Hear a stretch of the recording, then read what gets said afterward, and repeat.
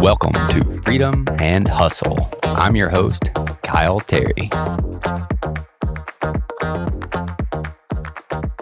All right, we are live. Today, I'm sitting down with Sarah Burton, owner of simplylovestudio and host of the Wedding Whisperer podcast. And from the research that I've done, Sarah, hold on one second. Let me preface this. It's like 95 outside, so we're not turning the air off today. So if you hear that in the background, you're going to have to just deal with it. So just to let you know, you'll hear a little air conditioning noise in the background. So from what I can understand, Simply Love Studio, you facilitate the relationships between the vendors and your clients whenever your clients are getting married. And on the Wedding Whisperer podcast, you bring on guests to discuss everything related to the Lexington, Kentucky wedding industry. That's a great way to sum up exactly what I do. Yeah. Okay. I thought so. But I wanted to make sure if you want to expand on a little bit more about Simply Love Studio, what you currently have going on right now, and then we'll go from there. Okay. So I actually started full service wedding planning in 2008. I thought that, I'd graduated college with a business degree. I worked about 6 months in the corporate world, and I was deuces. That was not for me. I did not want to be anywhere at 8 o'clock in the morning. And so I was like, I need a job. I was like, I'm going to plan weddings and events. And okay. I just did it. And as a wedding planner, you get a lot of people that Google. They need a little bit of help, and they'll call, they'll ask you questions. You'll spend 20 to 30 minutes on the phone with them, and then they're like, awesome, thank you so much for your help, and they're done. And then you've just spent all of this time referring other vendors to them, but they don't really need to hire a planner. And so that was kind of how the concept of Simply Love Studio originally started. Just because we saw the need for help in the community, we saw couples needing help, they needed resources, but they didn't really know where to go. And when you're looking online at larger corporations like the Knot, Wedding Wire, you see stuff for all across the United States. Yeah. And things that are in New York and California and Florida are not true necessarily to Kentucky or to Lexington. Yeah. And so we wanted to be able to get those resources out there to the couples that are local. And so Simply Love Studio started in 2010, and I came on board around 2011, and then actually bought the studio, I think in 2012, somewhere along those lines. Okay. I managed it for a while, and then it was kind of one of those, I really felt like the studio was what I was meant to do. Yep. I love the planning part of it. I love the connecting the vendors and the couples and really doing the behind the scenes stuff. But the day of was not my favorite part.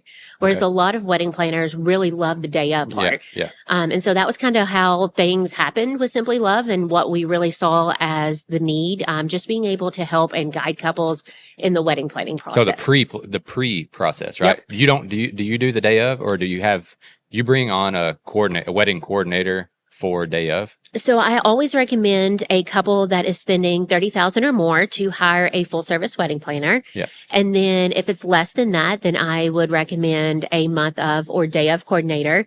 And then if the budget does not allow for that, then I will do their day of timeline for them.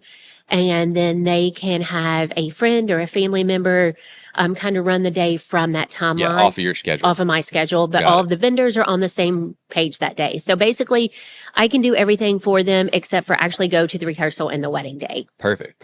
Okay, that's good. And I have no idea on these prices. So if you're throwing out $30,000, that seems crazy to me. But I do know that everybody spends a bunch of money on wedding stuff right now. So... And it's pre-pandemic, our average here in Lexington was about $25,000 for 150 guests. Okay.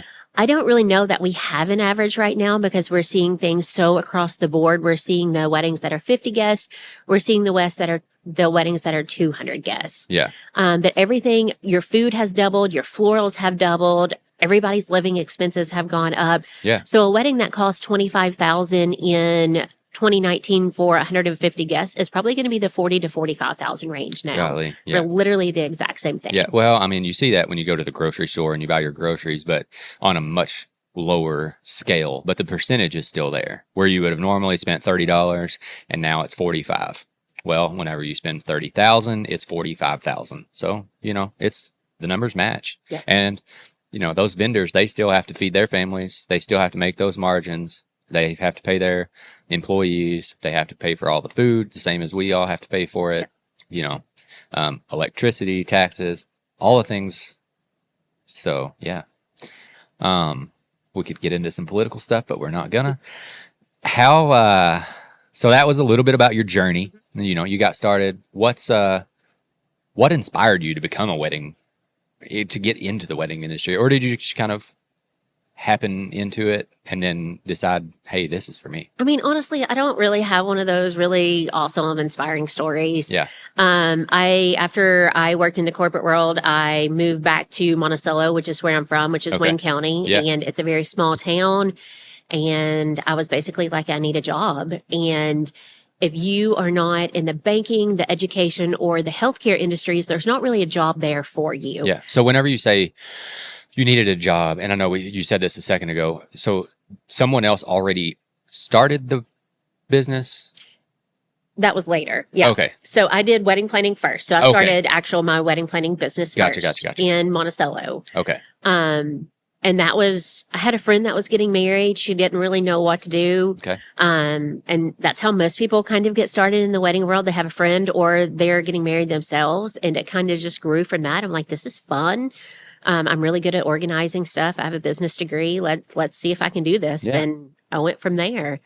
Well, and that's good that you had the business side of it. I know there are a lot of people in business, and I run into this all the time, where people like to be a photographer, people like to be a wedding planner, or people like to be whatever, a personal trainer, but they don't necessarily have the business knowledge. And a lot of times that person is a good number 2 or number 3 for a business that knows how to run the business side of things. And then they can do it for a while for themselves. And then they are like, man, this paperwork and accounting and all the things involved with actually running the business, not doing that specific job in the business. That's 20% of the business. The other 80% is actually getting the clients and communication with, all of that stuff. So that's good that you had the business background, and that's probably the reason why you've been doing it so long. Yeah, we're going to go with that. I guess. Or you're unemployable like me, and at this point in life, there's nothing else you can do. I think that's kind of where I'm at, to be honest. It's what I know. It's what I'm good at. I had put on my website, I'm like, I may not remember what I had for breakfast this morning, but I can remember what a bride that I didn't even work with had at her wedding 3 years ago because I saw it in pictures on social media. Yeah. It's just my brain can remember those random things. Same. That it shouldn't be able to. Yeah. Yeah. So I can see. So I take pictures of houses a lot. That's not what I tell people that I do. I do marketing for businesses, marketing content, video, photos, etc. I can see a photo of a house and remember the song that I was listening to or a podcast that I was listening to from 3 years ago, which is very weird. But that's just how my brain works. So, and Sarah, talking about business, running the business, working with clients, doing the wedding planning side of it, how do you balance the responsibilities within the business as the business owner, your responsibilities versus bringing in and not overstepping your boundaries whenever you bring on another vendor, because maybe they're new to the industry? You know how to do their job better than them probably, but how do you kind of guide them with keeping everything balanced? So when I bought Simply Love Studio, I transitioned from full service wedding planning to strictly Simply Love Studio. Okay. So that there was no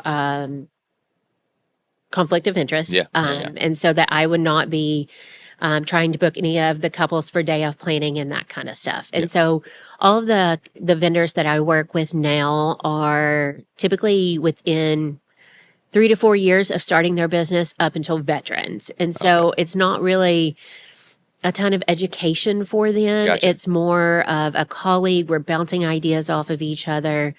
And it's really kind of a collaboration and wanting to help each other. Yeah. And I have no idea what your original question was. Or How do you balance everything? Balance it. Okay. Yeah. So, and it's kind of, and you figured this out too, you kind of, I've made my job, like I made up my job basically. Yeah. You've made up your job. We just kind of do it and then we figure out what we need to do. Yeah. And I kind of got to a point about 2 years ago where I really figured out that there are things that I love about my job and there are things that I don't love. And the things that I don't love, I was starting to drop the ball on. Okay. But those things were still important. Yeah. And those were still things that were part of what I was selling to my vendors. And so I have a VA now that is based in Western Kentucky that is absolutely phenomenal.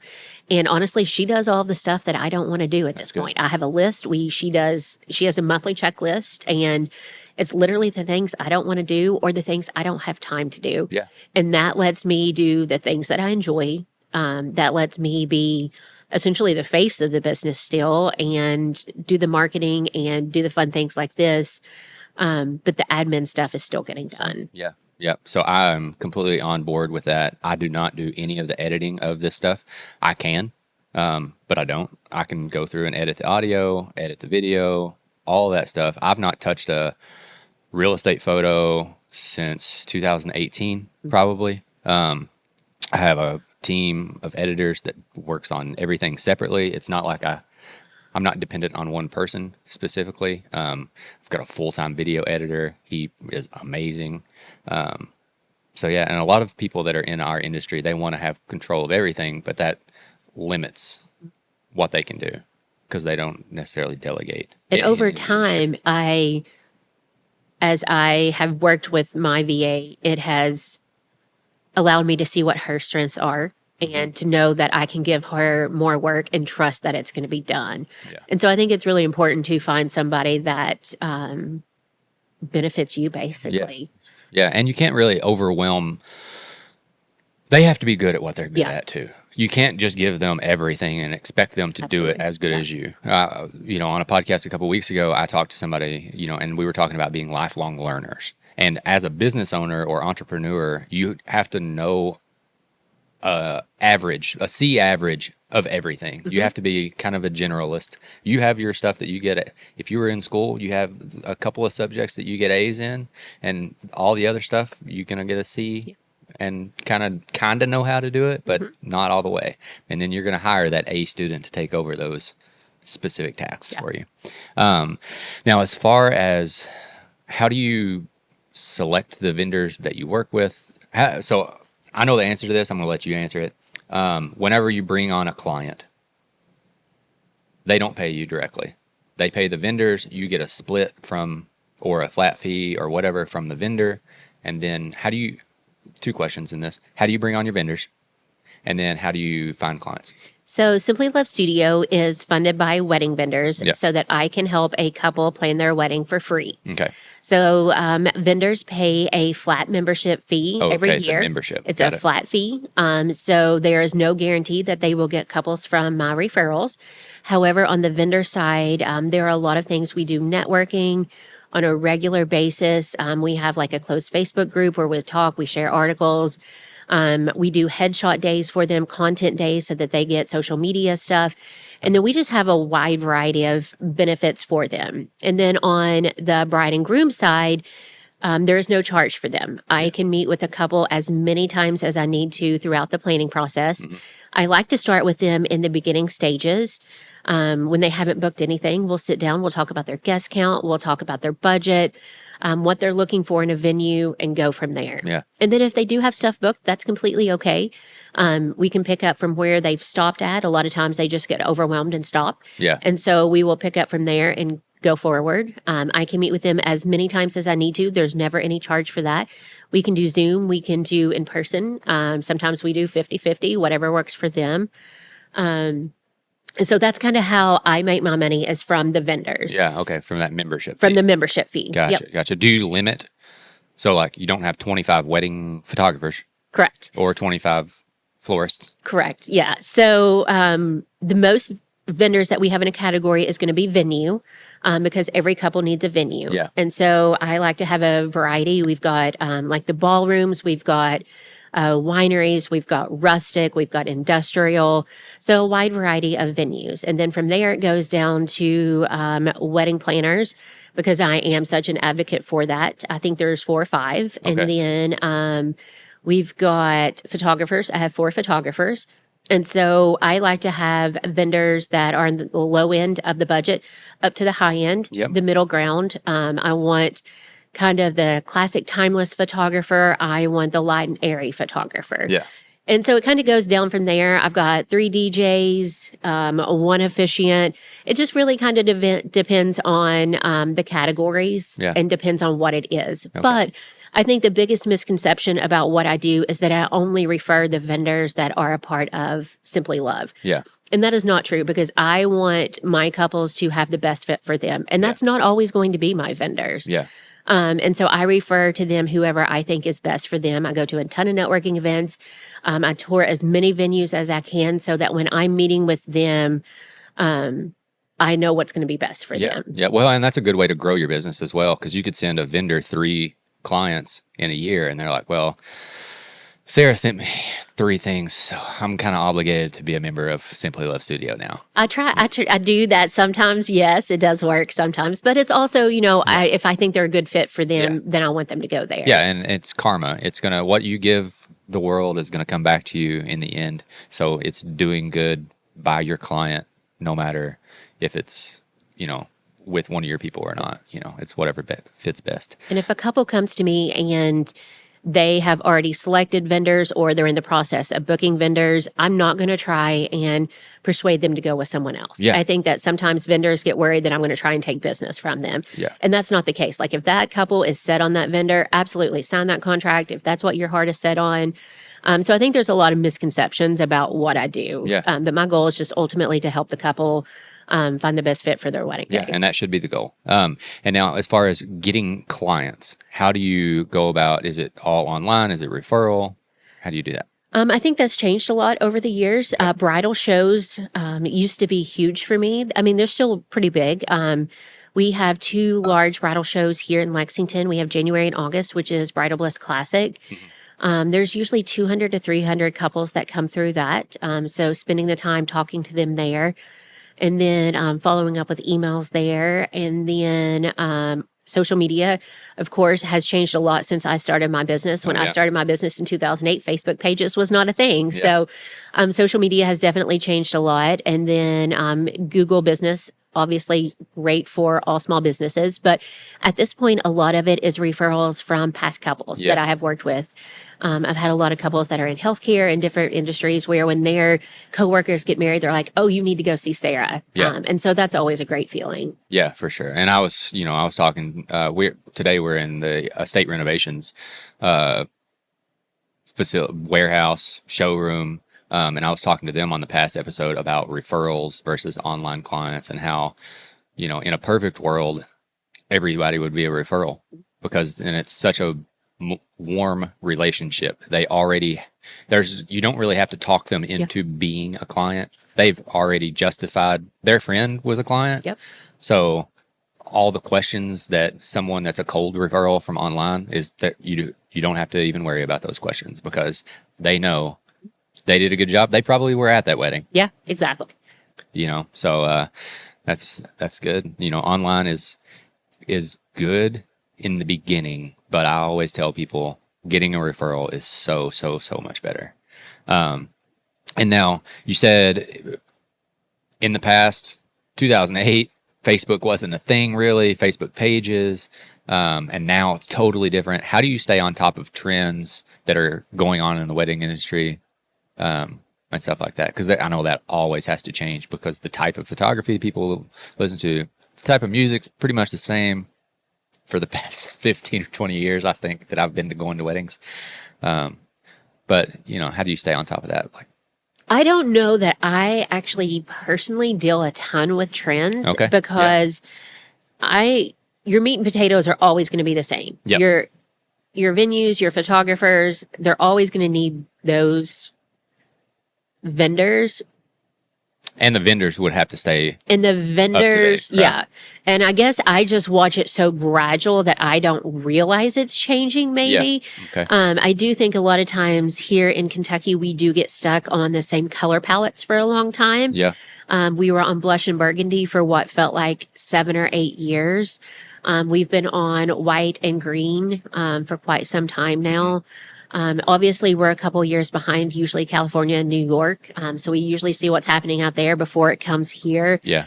And we get to see some of the cool stuff that they do there. And they're like, oh, that's a great idea. We should do that. Yeah. But I don't do, not doing the flowers and actually being there on the wedding day. I don't do that much with trends. Yeah. You just make sure that the people that you work with are on top of it. Exactly. Yeah. So that completely makes sense.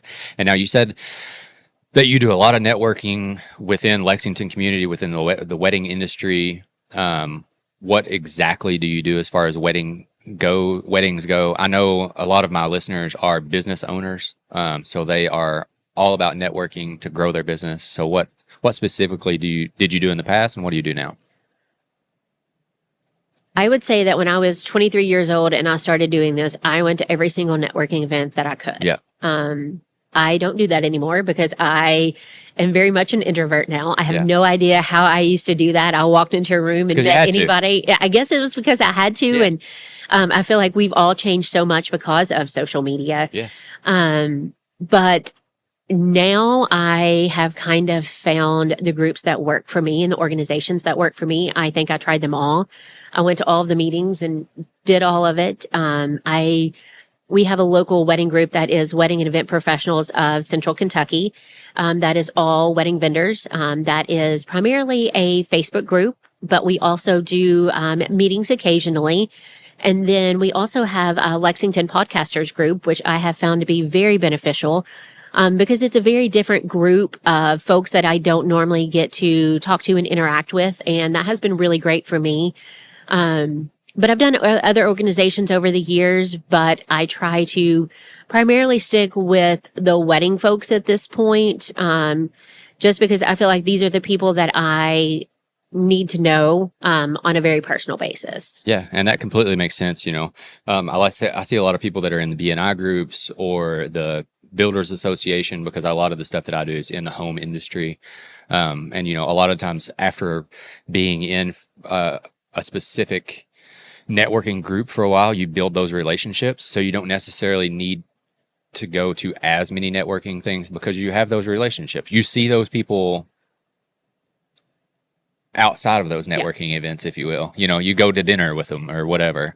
So yeah, that completely makes sense. And wedding specific. Now, as far as podcasting goes, you said you were in the Lexington Podcasters group, right? Yes. How has that helped? You've been doing that for a year, 2 years, a year and a half? I started my podcast in December of 2022. Okay. So I would say I probably went to my first luncheon around that time. Gotcha. I never really meant to start a podcast. I never really listened to podcasts before that. It just kind of happened. I wish now I would have started it years ago. Yeah. It is what it is at this point. You live and learn. But the luncheons, we always have usually a speaker of some sort. This week's speaker was talking about YouTube and looking at your analytics and knowing the right times to post your videos. I've seen all of that for other social media platforms, but I had not actually seen that for YouTube. Yeah. So just learning some of those things that I wouldn't normally learn or make myself sit down and learn. Yeah, yeah. And now how has having a podcast, how has that helped your business?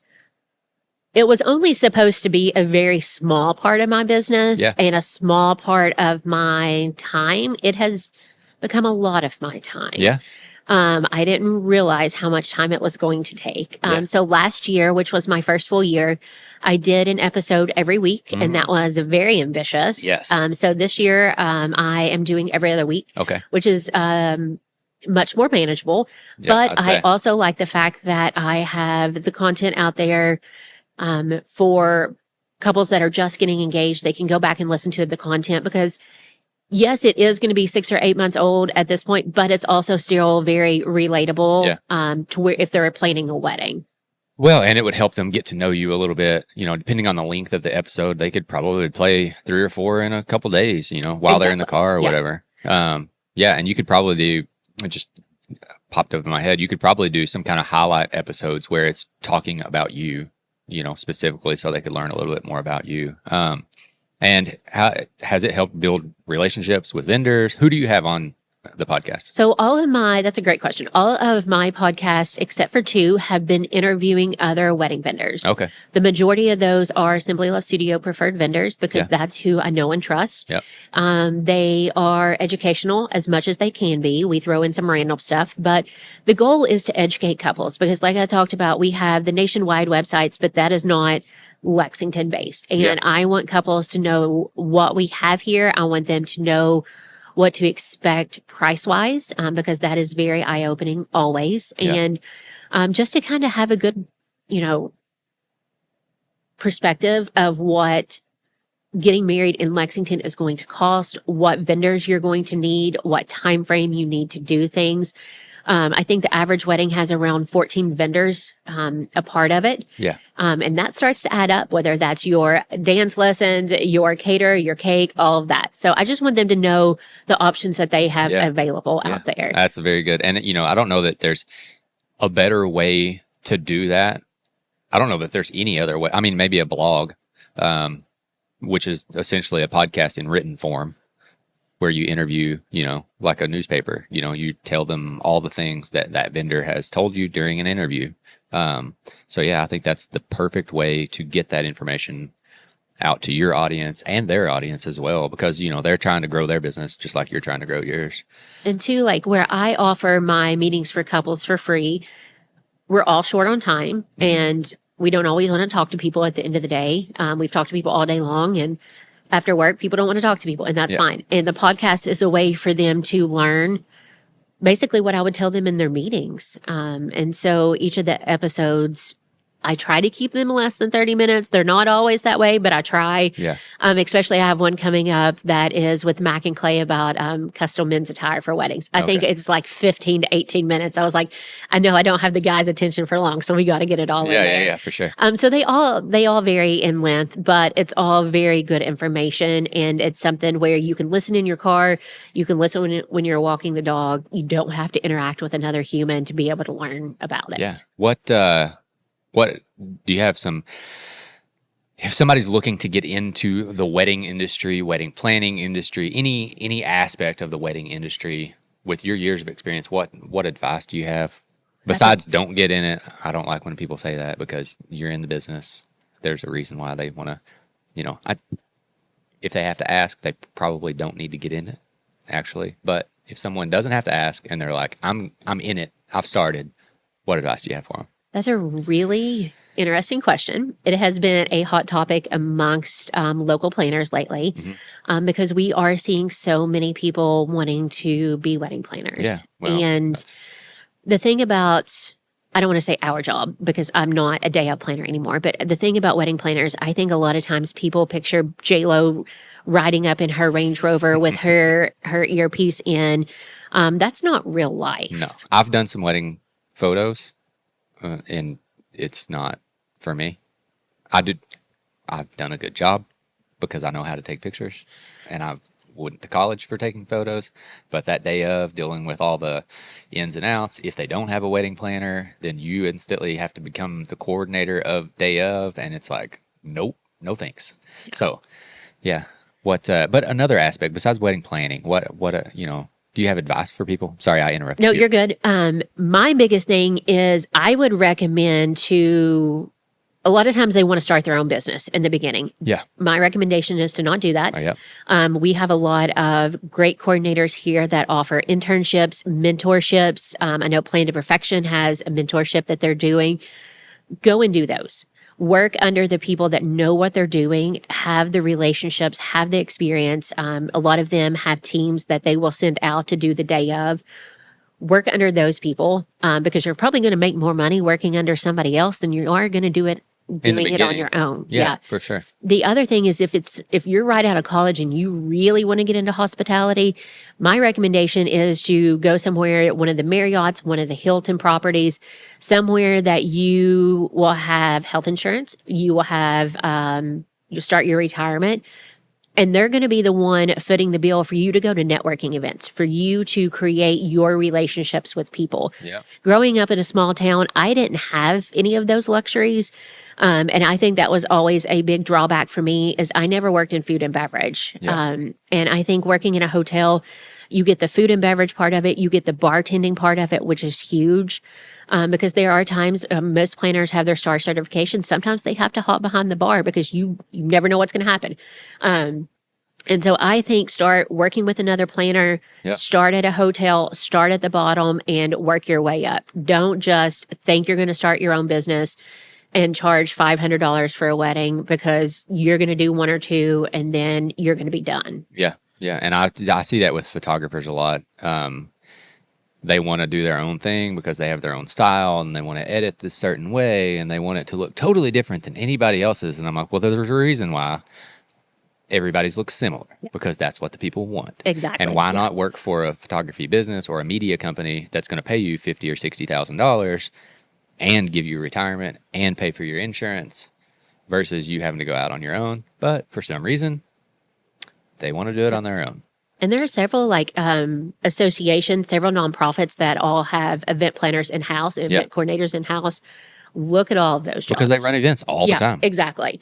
And a lot of those, you get to travel with those positions, go all over scouting the hotels, and then you get to be there for weeks. There's a local planner, spent, I think, about 2 weeks in Australia, got to go with his job because he was an event planner with the organization. So there's a lot of really great opportunities besides having your own small business. Yeah, yeah. And then you don't have to deal with the business side of it. You just get to deal with the planning side, the fun part. You know, and have benefits and get a paycheck every 2 weeks or 4 weeks. Yeah, exactly. And now I like to kind of close everything out with what's a success story or what's a story that stands out over the years, like either with a vendor success story or a client that was just like super happy with the way you coordinated everything.